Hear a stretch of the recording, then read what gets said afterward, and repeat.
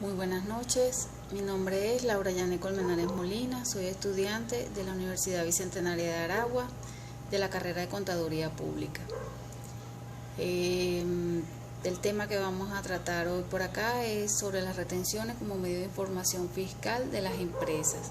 Esto corresponde a la materia de Tributario 2 con el profesor Johan Padrón. Como bien sabemos, las retenciones de impuestos tienen al menos tres claros objetivos. Uno de ellos representa proveer al Estado los ingresos tributarios de forma anticipada, incluso antes de que cumpla la terminación del periodo impositivo. La segunda es evitar la evasión del tributo en aquellos casos en los cuales sea difícil ejercer el control fiscal, ya que la retención implica una percepción mínima del tributo, aunque su forma de cálculo sea en ocasiones estimativa. Un tercero lo constituye la obtención de información relevante sobre las operaciones de los contribuyentes que operan con los designados como agentes de retención, así como los propios agentes. Esto cuando se debe ingresar en los sistemas de procesamiento electrónico de declaraciones de información de dichas operaciones. La sola práctica de la retención del impuesto logra persuadir al contribuyente de declarar los importes de sus operaciones de ventas en los bienes o prestaciones de servicios, ya que el agente de retención aporta esta información directamente a la administración tributaria. La retención de impuestos implica que particulares detraerán un importe de su pago o deuda al acreedor para enterarlo o depositarlos en las cuentas del Tesoro Nacional. En este sentido, el agente de retención ejerce la función de recaudación delegada del tributo. La designación de tributo agente solo debe ser realizada por mandato de la ley, pero en muchos casos la misma ley asigna dicha labor a la administración tributaria, como ocurre con el impuesto sobre la renta y el impuesto al valor agregado.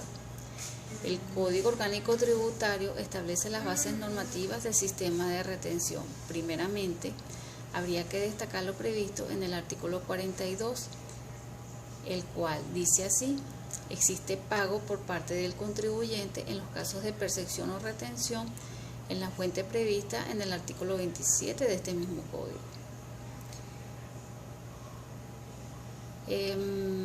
La retención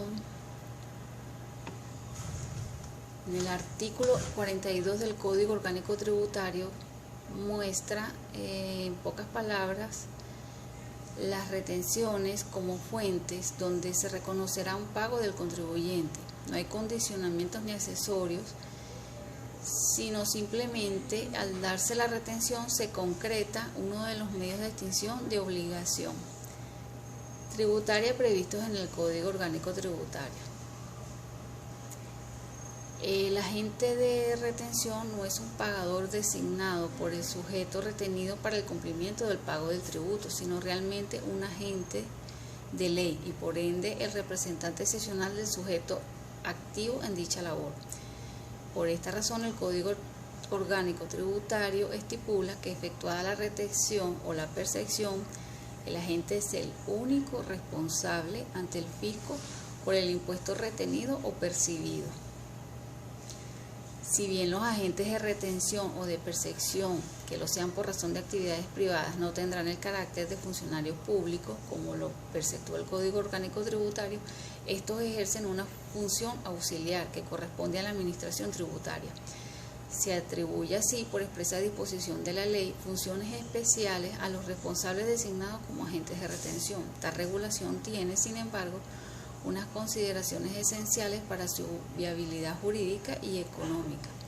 En primer término, es imperante que se entienda que no hay responsabilidad solidaria del sujeto retenido con respecto al agente de retención, cuando el segundo no entere el tributo al sujeto activo, aunque sí hay del agente de retención respecto al sujeto retenido cuando el primero de ellos no practique el procedimiento de sustracción del tributo, como bien lo dicta el artículo 27 del Código Orgánico Tributario.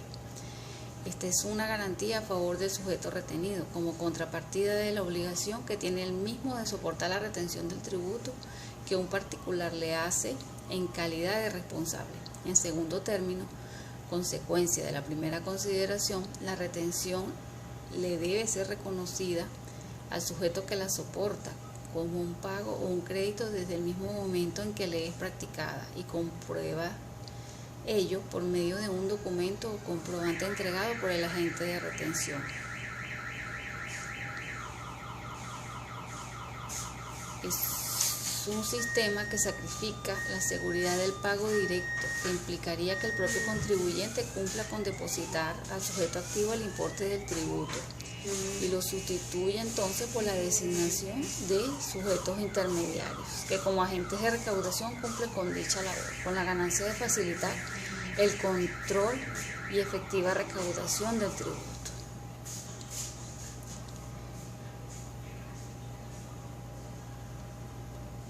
La norma señala taxativamente que debe reconocerle el pago al sujeto retenido cuando ha practicado la sustracción del pago deuda por parte del agente designado para ello, y que el agente de retención es el único responsable ante el sujeto activo por dicha retención.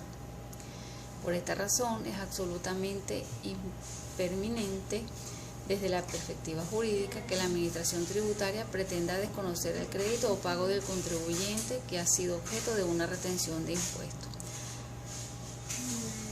Así tenemos que la disposición contenida en el artículo 8 de la Providencia del CENIA, que expresa que se podrá solicitar la recuperación total o parcial del saldo acumulado siempre que las cantidades a recuperar hubieran sido declaradas o entregadas debidamente por los agentes de retención y se reflejen en el estado de cuenta del contribuyente, conforme a lo establecido en el Código Orgánico Tributario.